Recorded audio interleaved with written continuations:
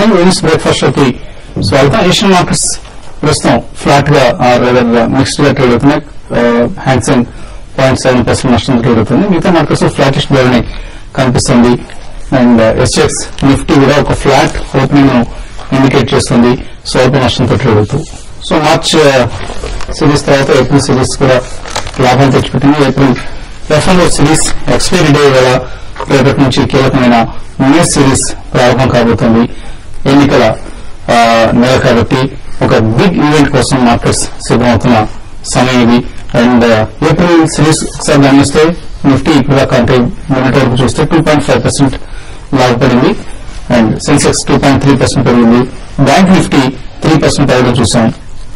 అలాగే mid cap index April series సంబంధించి highlight గా చెప్పుకోవాల్సింది బ్రాడర్ మార్కెట్స్ బెటర్ గా పెర్ఫార్మ్ చేశాయి. అంటే small and mid cap stocks better గా పెర్ఫార్మ్ చేశాయి. ఇండెక్స్ ప్రధాన ఇండెక్స్ తో పోలిస్తే mid cap index 6.5%, small cap index 10.5% లాభపడ్డాయి. అలాగే సెక్టర్ వైజ్ చూస్తే మెటల్స్ 9.2% అత్యధికంగా లాభపడిన సెక్టర్ ఇది. రియల్టీ 5.6%, అలాగే కన్జ్యూమర్ డ్యూరబుల్స్ 5.5%, హెల్త్ కేర్ అంటే ఫార్మా స్టాక్స్ ఎక్కువగా ఉండే health care index 5.4%, power index 5.1% పెరిగాయి. బ్యాంక్ నిఫ్టీ ఇందాక అంటున్నట్లుగా 3% పెరిగింది. సో ఓవరాల్ ఏప్రిల్ సిరీస్ లో కూడా ఎఫ్ఐఎస్ అగ్రెసివ్ బయర్స్ గా ఉన్నారు. మార్చ్ సిరీస్ లో చూసినట్లుగానే 4,500 crores ఇన్వెస్ట్మెంట్స్ ఇప్పుడు దాకా క్యాష్ మార్కెట్స్ లో ఎఫ్ఐఎస్ ఫారిన్ ఇన్స్టిట్యూషనల్ ఇన్వెస్టర్స్ చేయడం చూసాం. అండ్ కొంత దీని ఎఫెక్ట్ హెచ్ఎన్ఎస్ తాకింది. లాస్ట్ ఫ్యూ సెషన్స్ గా హై నెట్వర్త్ ఇండివిజువల్స్ అలాగే రిటైల్ ఇన్వెస్టర్స్ ఈ రెండు సెగ్మెంట్స్ సంబంధించిన ఇన్వెస్టర్స్ ప్రమేయం గానీ పార్టిసిపేషన్ గానీ ఎక్కువగా ఉంది. ఎఫ్ఐఎస్ ఇన్ఫాక్ట్ ఏప్రిల్ సిరీస్ ఆఖరికి వచ్చేసరికి వాల్యూమ్స్ బాగా తగ్గించేశారు. ఇక్కడ కొంత కాషస్ గా ఉన్నట్లుగా మనకు అర్థమవుతుంది. నిన్న కూడా చూసాం ఎఫ్ఐ వాల్యూమ్స్ బాగా తగ్గడం. 163 crores వర్త్ స్టాక్స్ మాత్రం క్యాష్ మార్కెట్స్ లో కొన్నారు. ఇప్పుడు దశలో ఇది ఆల్మోస్ట్ యావరేజ్ రోజుకు 1000 కోట్ల రూపాయల కొనుగోలు జరిగేవి ఎఫ్ఐఎస్ పరంగా. అది ఇప్పుడు బాగా తగ్గింది. 100-200 crores మధ్య ఉంటుంది. సో నిఫ్టీ సెన్సెక్స్ అందులోనే ఈ నెలలో మార్చిలో పెరిగినంతగా పెరగలేకపోయి 2.5% లాభాలతో సరిపెట్టుకున్నాయి. సో ఒక క్లాసిక్ బుల్ రన్ కొనసాగుతోంది. మేబీ కొంచెం ఎలక్షన్స్ ముందు ఒక ప్రికాషనరీ ట్రేడ్ మనం చూసినా కూడా ప్రస్తుతానికి మేబీ 6650, 6850 ఈ రేంజ్ కి నిఫ్టీ పరిమితమయ్యే అవకాశం కనిపిస్తుంది. బట్ మేబీ ఎలక్షన్ ముందు గానీ ఎలక్షన్ తర్వాత గానీ ఒక బిగ్ బ్రేక్అవుట్ కోసం అందరూ ఎదురు చూస్తున్నారు.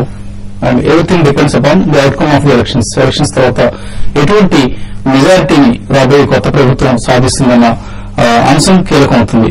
అండ్ లాస్ట్ ఫ్యూ డేస్ లో కొంచెం ట్రెండ్ అందుకనే మనం చూస్తున్నాం. ట్రెండ్ రివర్సల్ జరిగింది. ఏప్రిల్ ఫస్ట్ హాఫ్ అంతా కూడా మెటల్స్ బాగా పెరిగినప్పటికీ నిన్న మెటల్ స్టాక్స్ తగ్గాయి. అండ్ మిడ్ క్యాప్స్ కూడా హైస్ నుంచి తగ్గడం చూసాం. ఓవరాల్ చూస్తే మనకు ఏప్రిల్లో mid and small caps action ఎక్కువ ఉంది. యూనిటెక్ 45% పెరిగింది. హెచ్ఏఎల్ 33%. చాలా హ్యూజ్ వాల్యూమ్స్ ఈ కౌంటర్స్ లో ట్రేడింగ్ జరుగుతుంది. అలాగే ఇండియా సిమెంట్స్ అలా ఇంటిగ్రేట్స్ లాంటివి కూడా 30% కంటే ఎక్కువ పెరగడం మనం చూస్తున్నాం. ఇక మీరు ఇందాక అంటున్నట్లుగా ఒకవేళ ఇండెక్స్ రేంజ్ బౌండ్ గా ఉంటే మిడ్ అండ్ స్మాల్ క్యాప్స్ లో మీన్స్ ఎక్కువగా ఉన్న స్మాల్ క్యాప్స్ లో మిడ్ క్యాప్స్ లో యాక్షన్ ఎక్కువగా ఉంటుంది. Q4 నంబర్స్ కంటిన్యూ అవుతున్నాయి. ఇవాళ కూడా అల్ట్రాటెక్ సిమెంట్, ఎస్ బ్యాంక్ లాంటి కౌంటర్స్ లో కంపెనీస్ Q4 రిజల్ట్స్ ను ప్రకటించబోతున్నాయి. And Hyderabad based company Natco ఫార్మాకి అప్రూవల్స్ టామీ ఫ్లూ అనే ఒక డ్రగ్ దీనికి సంబంధించి యుఎస్ అపీల్స్ కోర్టు నుంచి అనుమతి లభించింది. టెంటేటివ్ గా అంతకుముందు మార్చిలో టెంటేటివ్ అప్రూవల్ వచ్చింది టామీ ఫ్లూకి సంబంధించి నాట్కోకి. దీని మీద రోష్ అపీల్కి వెళ్ళటం, ఒరిజినల్ పేటెంట్ హక్కుదారు ఎవరైతే ఉన్నారో రోష్ ఆ కంపెనీ అపీల్కి వెళ్ళటం, అక్కడ తిరిగి నాట్కోకి లాస్ట్ నైట్ అనుమతి లభించడం ఇది కొంత పాజిటివ్ డెవలప్మెంట్ గా చెప్పుకోవచ్చు. టామీ ఫ్లూకి సంబంధించి మార్కెట్ సైజ్ సుమారుగా $500 million to $1 billion world wide market size. And నాట్కోకి వరుసగా పేటెంట్స్ సంబంధించి ఈ మధ్య విజయాలు దక్కుతూ వస్తున్నాయి. ఇంతకుముందు కోపాక్స్ పేటెంట్ సంబంధించి ఓటా లభించింది. ఇంకా అఫ్ కోర్స్ దాని ఫైనల్ సొల్యూషన్ ఇంకా రావాల్సి ఉంది. కోపాక్స్ పేటెంట్ సంబంధించి ఇట్స్ బిగ్ డ్రగ్, $2 billion కంటే ఎక్కువ మార్కెట్ సైజ్ ఉన్న డ్రగ్ అది. అలాగే ఇప్పుడు టామీ ఫ్లూ సంబంధించి అంటే స్వైన్ ఫ్లూలో దీన్ని ఎక్కువగా వాడతారు. స్వైన్ ఫ్లూ నివారణకు చికిత్సకు వాడే మందు ఇది టామీ ఫ్లూ అనేది. ఇక స్టాక్ స్పెసిఫిక్ యాక్షన్ కొనసాగుతుంది అనుకుంటున్నాం. L&T ఫైనాన్స్ ఎస్ బ్యాంక్ లో స్టేక్ తీసుకుంటుందన్న వార్తలు వచ్చే వాళ్ళ ఫైనాన్షియల్ డైరీస్ లో. అయితే దీన్ని ఎస్ బ్యాంక్ మేనేజ్మెంట్ ఎవరైతున్నారో రాణా కపూర్ వాళ్ళు ఖండిస్తున్నారు. మేబీ ఇవాళ బోర్డు మీటింగ్ తర్వాత దీనికి సంబంధించి కూడా ఒక స్టేట్మెంట్ వచ్చే అవకాశం ఉంది. అలాగే ప్రమోటర్స్ మధ్య ఉన్న వివాదాన్ని పరిష్కరించుకునే ప్రయత్నం కూడా ఇవాళ బోర్డు మీటింగ్ లో చేసే అవకాశం ఉంది. So keep watch on Yes Bank ఇవాళ ట్రేడింగ్ సంబంధించి. అలాగే ఇన్ఫ్రా స్టాక్స్ 1 వీక్ లో ఉన్నాయి. మనం చూసాం స్ట్రాంగ్ గా KDI, NCC లాంటి స్టాక్స్, అలాగే ఇతర ఇన్ఫ్రా స్టాక్స్ కూడా GMR, GVK, ల్యాంకో ఇన్ఫ్రా ఇటువంటివి. అండ్ సెక్టర్ రొటేషన్ కొనసాగుతుంది. మనం గమనిస్తే నిన్న రైల్వే స్టాక్స్ లో అనూహ్యంగా లాభాలు రావడం చూసాం. టెక్స్మాకో, హిందుస్థాన్ రెక్టిఫైర్స్, కెర్నెక్స్, కాలింగ్ రైల్, టిటాగర్ వ్యాగన్స్ 35% పెరిగింది నిన్న ఈ స్టాక్ నిన్న ఒక రోజు ఉన్నాయి. సో ఒక సెక్టర్ రొటేషన్, స్టాక్ రొటేషన్ కొనసాగుతూనే ఉంటుంది. దీన్ని చూసి ఎవరు కంగారు పడాల్సిన అవసరం లేదు. Medium term two long term investors కు. షార్ట్ టర్మ్ ఇన్వెస్టర్స్ మాత్రమే ఇటువంటి మూవ్స్ ని జాగ్రత్తగా వాచ్ చేస్తుండాలి. మార్కెట్స్ పరిస్థితి గురించి మాట్లాడడానికి మనతో అనలిస్ట్ సిద్ధంగా ఉన్నారు. సో ఎఫ్ఎంలో ఎక్స్పైరీ డే ఇవాళ బుధవారం, మనం గురువారం కావాల్సిన రేపు మార్కెట్ హాలిడే కాబట్టి ఇవాళ ఎక్స్పైరీ ఉంది. సో ఇటువంటి సిరీస్ కోసం మెయిన్ నెలకు సంబంధించి ట్రేడర్స్, ఇన్వెస్టర్స్ సిద్ధం కావాలి. ఒకటే నిన్న కూడా మనం ట్రేడింగ్ ప్యాటర్న్ అబ్జర్వ్ చేస్తే ఎక్స్ట్రీమ్లీ నేరో బ్యాండ్ లో మూవ్ అయిందన్నమాట market. In fact Nifty less than 35 points band లో మూవ్ అయింది స్పాట్ నిఫ్టీ. రోల్ ఓవర్స్ కూడా చాలా తక్కువ కనిపించింది అనమాట, సర్ప్రైజింగ్. ఎందుకంటే మేబీ హాలిడే కూడా ఉంది కాబట్టి తర్వాత ఫ్రెష్ పొజిషన్స్ తీసుకున్నారని. One of the largest phase of elections రేపు కూడా ఉంది కాబట్టి దాని తర్వాత ట్రెండ్స్ బట్టి మార్కెట్ పొజిషన్ బిల్డప్ అయ్యే పాసిబిలిటీ కనిపిస్తుంది. అయితే ఒకటైతే క్లియర్ గా చూడొచ్చు, మార్కెట్ హైయర్ లెవెల్స్ లో కన్సాలిడేట్ అవుతుంది. అంతేగాని సిగ్నిఫికెంట్ గా కరెక్షన్ వచ్చే పాసిబిలిటీ ఇమీడియట్ గా కనపట్లేదు. అందులో సమ్ న్యూస్ అనమాట మార్కెట్ ని డౌన్ సైడ్ టౌన్ చేస్తే తప్పితే. అయితే అనూహ్యంగా నేను ఆప్షన్ యాక్టివిటీలో చూస్తే కనుక అప్ సైడ్ న్యూ ఆప్షన్స్ లో అనమాట 7,000 లోను 7,500 నిఫ్టీలోను కాస్త కాల్ ఆప్షన్స్ లో పొజిషన్ బిల్డప్ అయింది. సిమిలర్లీ డౌన్ సైడ్ కూడా 6,500, 6,000 పుట్ లో కూడా పుట్ ఆప్షన్స్ బిల్డప్ అయింది.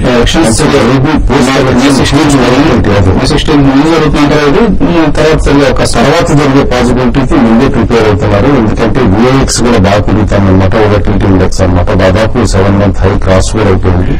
కాబట్టి any side either up side అవునండి, బాటమ్ సైడ్ అవునండి, హ్యూజ్ బ్రేక్అవుట్ రావచ్చు. అది వాళ్ళ పేపర్స్ లో కూడా మనం చూస్తున్నాం. ఇన్ఫాక్ట్ SEBI అండ్ RBI కూడా అనమాట హ్యూజ్ మీరు ఏదైతే రిజల్ట్స్ ఉండే పాసిబిలిటీ ఉందో దానికి కూడా సర్క్యూట్ ఫిల్టర్స్ కానీ ఇలాంటివి ప్రిపేర్ చేస్తున్నారు అని చెప్పేసి అనమాట. కాబట్టి ఈ సిరీస్ అన్నమాట ఇనిషియల్లీ అట్లీస్ట్ అనమాట చాలా సబ్డ్యూడ్ గా ఉండొచ్చు టు May 7th అన్ని ఫేజెస్ ఆఫ్ ఎలక్షన్స్ అయిపోయే వరకు అనమాట. ఆ తర్వాత అనమాట కొంచెం యాక్టివిటీ తిరిగి పికప్ అయ్యే పాసిబిలిటీ ఉంటుంది. ఎందుకంటే అండర్ కరెంట్ ట్రెండ్స్ కూడా పొలిటికల్ చాలా వరకు తెలిసిపోతాయి. కాబట్టి నేను అనుకోవటం మాత్రం కాస్త సేఫ్ గా ప్లే చేయటం బెటర్. నిన్న కూడా మార్నింగ్ కాషన్ చేశాం మనం, మార్కెట్స్ హైయర్ లెవెల్ లో సస్టైన్ కాకపోవచ్చు.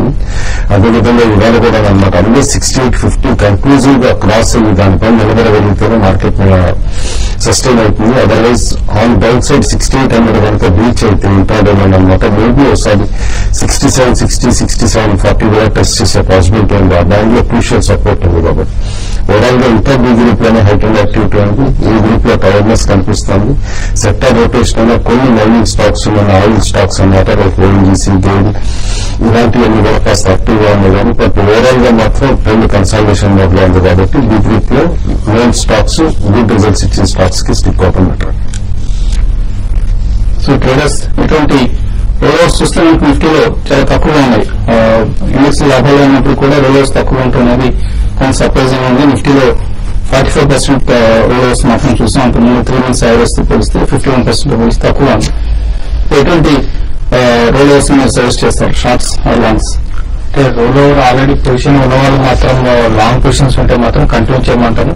అయితే రోల్ ఓవర్ తక్కువగా ఉండడానికి ప్రధాన కారణం చెప్పాలంటే రిజల్ట్ పరంగా మార్కెట్ లో క్వార్టర్ రిజల్ట్స్ ఉన్నాయి. తర్వాత ఈవెన్ మనకి ఎలక్షన్ రిజల్ట్ కూడా ఉన్నాయి. ఇవన్నీ దృష్టిలో పెట్టుకుని కొంత కాషియస్ ట్రెండ్ అనేది ఉండే అవకాశం ఉంది. ఇక్కడ నుంచి నా ఉద్దేశం ప్రకారం మార్కెట్ ఎన్ని రోజులు ఉన్న ట్రెండ్ కి కొంచెం విరుద్ధంగా ఉండే అవకాశం ఉంది. కొంత వోల్టాలిటీ అనేది మార్కెట్ లో రావడానికి అవకాశం ఉంది. మరి ముఖ్యంగా చూస్తే లాస్ట్ కొన్ని రోజులుగా చూస్తే ఒక 1 week లో గమనిస్తే FIs ఇన్వెస్ట్మెంట్ అనేది మళ్ళీ కొంచెం తగ్గడం, తర్వాత ఒక రోజు సెల్లింగ్ పొజిషన్ లో కూడా ఉన్నారు. కాబట్టి దీన్ని దృష్టిలో పెట్టుకుంటే నెక్స్ట్ కొన్ని రోజుల్లో మార్కెట్ మాత్రం కొంచెం కన్సాలిడేషన్, ఈవెన్ కొంచెం డౌన్ సైడ్ వచ్చినా కూడా ఆశ్చర్యపోవడం అవసరం లేదు. బట్ స్లోగా ఇంకా ఇక్కడ నుంచి నెక్స్ట్ గవర్నమెంట్ ఎవరు ఫామ్ అవుతారో దాని మీదే అవగాహన ఎక్కువ ఉంది, దాని మీద మార్కెట్ పయనించే అవకాశం ఎక్కువ ఉంటుంది. కాబట్టి ట్రేడర్స్ ఏ రోజుగా రోజు అంటే ఈ రోజు పొజిషన్ తీసుకొని 1 or 2 days లో క్లోజ్ చేసే విధంగా అంటే తక్కువ ప్రాఫిట్ గా ఎగ్జిట్ అయిపోయి లేకపోతే ట్రైలింగ్ స్టాప్ లాస్ పెట్టుకొని ఆ విధంగా ట్రెండ్ లో చేసుకో ఆ విధంగా పొజిషన్ తీసుకోమంటాను. తర్వాత ఆప్షన్స్ లో కూడా చూస్తే ఆప్షన్స్ ఇప్పుడు చాలా ప్రీమియమ్స్, హెవీ ప్రీమియమ్స్ అంటాం. అంటే నార్మల్ బేస్ లో ఉన్న ప్రీమియమ్స్ కన్నా 3/4 3-4 రెట్లు అధికంగా ఉన్నాయి. కాబట్టి ఈవెన్ ఆప్షన్స్ లో కూడా పొజిషన్ తీసుకోవద్దని చెప్తాను. ఎందుకంటే మాత్రం కొంచెం ట్రెండ్ కానీ ఎలక్షన్ రిజల్ట్ తర్వాత కానీ ట్రెండ్ రివర్స్ అయితే మొత్తం ప్రీమియం అంతా పోయే అవకాశం ఉంటుంది. కాబట్టి ట్రేడర్స్ మాత్రం ఇంట్రాడేకి ఎక్కువ ప్రిఫర్ చేయమంటాను, తక్కువ ప్రాఫిట్ లో ఎగ్జిట్ కమని చెప్తాను. తర్వాత ఈ రోజు మార్కెట్ విషయానికి వస్తే ఈ రోజు మార్కెట్ ఫ్లాట్ ఉండే అవకాశం ఉంది. లాస్ట్ 1 hour లో మార్కెట్ ఒక షార్ట్ కవరింగ్ ర్యాలీ వచ్చి నిఫ్టీ 40 to 50 పాయింట్స్ పెరగచ్చు. కొన్ని స్టాక్స్ ఈ రోజుకు పెరగడానికి అవకాశం ఉంది. అదాని ఎంటర్ప్రైజెస్ ఒకటి బై చేయమని చెప్తాను. ఐడిఎఫ్సి కూడా ఇంటర్డే కోసం తర్వాత షార్ట్ టర్మ్ ట్రెండ్ కోసం ఎవరైతే పొజిషన్ తీసుకున్నాం అనుకున్నారో షార్ట్ టర్మ్ ట్రెండ్ కోసం ఐడిఎఫ్సి బై చేయొచ్చు. తర్వాత జేపీ అసోసియేట్స్ కూడా ఈ రోజు ఇంటర్డేకి కొంచెం పెరగడానికి అవకాశం ఉంటుంది. తర్వాత అరవింద్ ఒకటి 188 పైన ఉంటే దాన్ని కూడా బై చేసుకోవచ్చు. Short term traders Tata steel కూడా కరెంట్ అవర్స్ లో బై చేసుకోమని చెప్తాను. ఇవన్నీ కూడా ఏంటంటే ఇంటర్డేకి తర్వాత 1 or 2 days కోసం పొజిషన్ తీసుకుని సజెస్ట్ చేస్తాను. మరి వండర్లా హాలిడేస్ ఇష్యూ తో క్లోజ్ అవుతుంది. అయితే ఆల్రెడీ ఇప్పటికే ఫుల్ సబ్స్క్రిప్షన్ వచ్చింది నిన్న సాయంత్రం సమయానికి. ఇవాళ అవకాశాలు కనిపిస్తున్నాయి. మార్కెట్స్ బాగున్న సమయంలో వచ్చిన ఇష్యూ ఇది, కానీ ఎక్స్పెన్సివ్ కనిపిస్తుంది. 150 to 125 రూపీస్ ప్రైస్ బ్యాండ్ లో ఇస్తున్న షేర్లు ఇవి. 2 పాజిటివ్స్ ఉన్నాయి ఈ కంపెనీ సంబంధించి. ప్రమోటర్ వీగార్డ్ ఇండస్ట్రీస్ ఇంతకుముందు సక్సెస్ఫుల్ కంపెనీ, దీన్ని ప్రమోట్ చేసిన ఎవరు దీన్ని కూడా వండర్లా హాలిడేస్ మీద ప్రమోట్ చేశారు.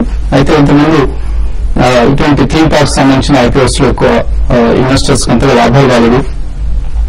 మేబీ అండ్ హైదరాబాద్ లో పెట్టబోతున్నారు ఈ అమ్యూజ్మెంట్ పార్క్ ఏదైతే వస్తుందో ఈ ఇష్యూ ద్వారా రైజ్ చేసే ఫండ్స్ ను హైదరాబాద్ లో అమ్యూజ్మెంట్ పార్క్ ను స్టార్ట్ చేసే ఉద్దేశంతో రైజ్ చేస్తున్నారు. సో ఇదంతా కొంత ప్రైసీగా కనిపిస్తుంది. రిస్క్ తీసుకోగలిగిన వాళ్ళు మాత్రమే అప్లై చేయండి, అదర్వైజ్ అవాయిడ్ చేయలేదు ఇష్యూ ఇది. కాల్స్ తీసుకోవడం కాసేపు విరామం.